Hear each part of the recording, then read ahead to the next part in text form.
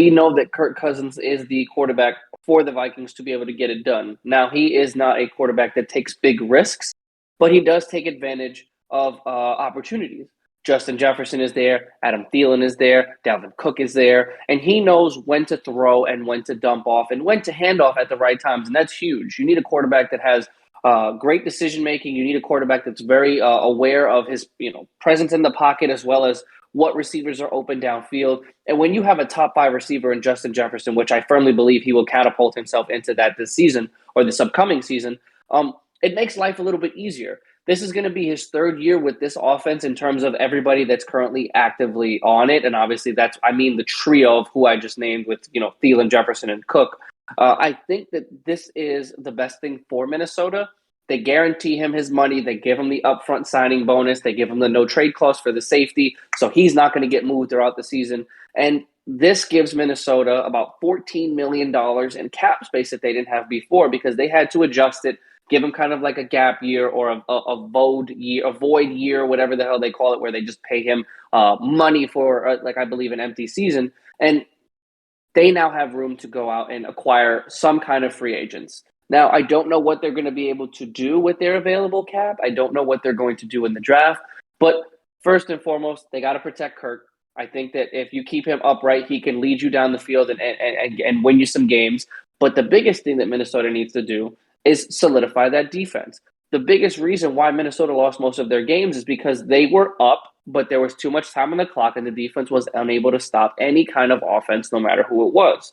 If you give them a competent defense, just a mediocre to halfway decent defense, this team is a playoff team. Kyle and I said early on in the year that their record did not reflect the skill or the capabilities of this team. And that started with Kirk Cousins. Him having the season that he did just showed it wasn't his fault. It wasn't like he threw 34 touchdowns, but he had 15 interceptions because he had to take the gambles. He only had 7. That's the best touchdown to interception ratio in the NFL next to Carson Wentz last year, throwing 27 and 7. So you look at it and you say, well, if they have a quarterback like that, why the hell are they losing? Without a defense, you're not really going to go many places in this league, especially in an offensively driven league. So Kirk getting his extension, Kirk getting the money, and then moving it around to places where they can give themselves some availability and financial relief, I think it was smart. Kudos on their front office for getting it done because Minnesota was also in the Deshaun Watson sweepstakes just a week ago before he had actually been cleared of his criminal charges. So this locks him down for another season, if not 2 seasons, because he has this year and next year. So the next 2 years, he's good. And Minnesota can now focus on building around him and competing for a Lombardi trophy. Kevin, there's not really much left for me to add. I think you pretty much nailed it on the head. It's just when you look at Kirk Cousins and you look at his entire career, I think it goes without saying that the best Kirk Cousins that we've seen has been in a Minnesota Vikings jersey. When you look at the entire scope of his career, pretty much outside of 1 year with him playing in Minnesota, he's thrown for 30 touchdowns or more. And when you look at his passer rating, statistically, he's coming off pretty much a career high last year. I think it was the second highest last year compared to 2020. I think that was actually his highest passer rating that he ever put up in a single year throughout his career.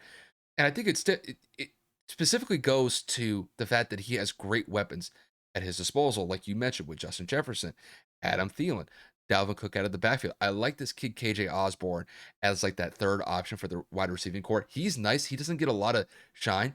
I definitely want to give him some respect just because he's been able to make some big plays for Minnesota, despite the fact that Minnesota as a whole, they've kind of struggled as a unit just because the defense is porous. But overall, Kirk Cousins makes the Vikings a viable team. Now, I'm not saying that this is a team that is going to go to the playoffs next year. I'm not saying that they're going to compete for an NFC championship game this year. They're nowhere near that. But if you had somebody else outside of Kirk Cousins running that quarterback position, Minnesota would probably be looking at like a top 5, top 10 pick next year. And that's really the difference, is that Kirk Cousins, he adds a layer of stability to that quarterback spot. He's been playing up to snuff the last couple years.